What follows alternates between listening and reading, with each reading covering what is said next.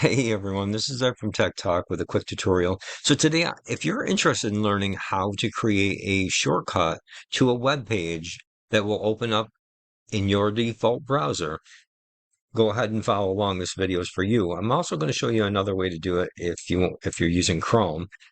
But let's just say that we're using Facebook and we want to save this page as a shortcut.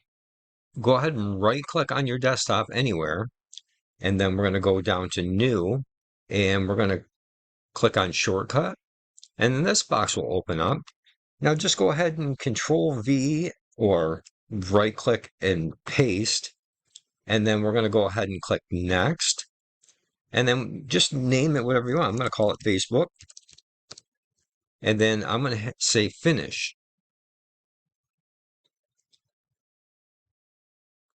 Now, you might not have seen it, but it created a nice little Facebook shortcut, but it's to my default browser, which I don't use Edge.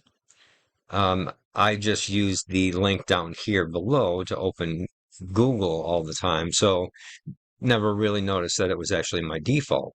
But if you want and you're in Chrome, if you go up here, open up Chrome, go up here to the three dots, click on them, go to More Tools, and then Create Shortcut, and this baby will pop up, and then you can just go ahead and hit Create.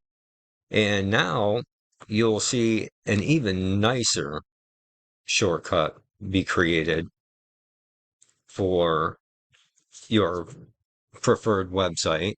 Yours is obviously going to look different, but that's pretty much it. So if you are just targeting creating a shortcut and you want to open it up in your default browser, you can do it the first way, or you can just open up Chrome and do it the other way. All right, thanks for watching, and please like, subscribe, and share. All right, have a great day. Thanks.